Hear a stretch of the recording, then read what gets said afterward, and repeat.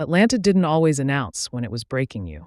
Sometimes it did it gently, like a hand on your shoulder at rush hour, like humidity clinging to your skin even at midnight, like the quiet way lights from Peachtree Street could look like hope from far away, but still not pay rent up close.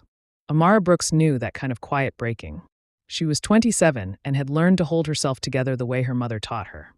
With prayer in the morning, a steady spine all day, and tears saved for when nobody could hear. It wasn't that she didn't want softness. She did. She wanted it badly. Wanted love that didn't feel like a gamble. Wanted someone to choose her without bargaining. Wanted to stop being the strong one for once. But softness, she'd learned, came with conditions when you were a black woman who didn't have family money, didn't have a fancy degree, didn't have a man's last name wrapped around your life like protection. Amara had her own kind of protection. Principles.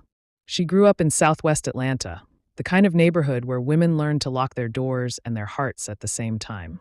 Her mother, Regina Brooks, was a nurse who worked 12-hour shifts and still made dinner, still sat through PDA meetings, still braided Amara's hair at 1 a.m. if she had to.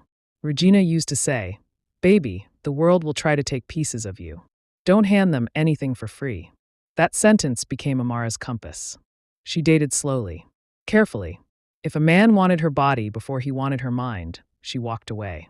If he made her feel rushed, she walked away. If he treated her like a phase, she walked away. So yes, she was a virgin at 27 by choice. Not because she was sheltered. Not because she didn't feel desire. She did. She just wanted it to mean something. Then her mother got sick.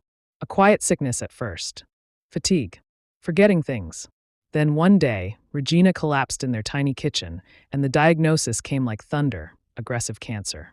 Amara watched the strongest woman she knew shrink into hospital gowns and whispered prayers. She held her mother's hand as chemo stole her hair and appetite. She stayed strong as everyone around her offered support that sounded like words but never turned into action. When Regina passed, Amara felt like she had been pushed into a new version of adulthood. One without warning, one without cushioning. Grief didn't make her dramatic. It made her tired.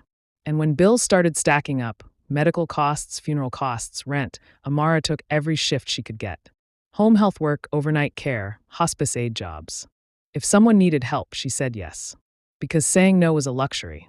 That's how she ended up at the agency office on a Monday morning, sitting in a plastic chair with a cup of lukewarm coffee in her hand, listening to a coordinator explain a new assignment. "Private client," the coordinator said, flipping through paperwork. "Very high profile. We need discretion. You cannot post about this job. You cannot tell friends. You cannot even tell your barber." She tried to joke,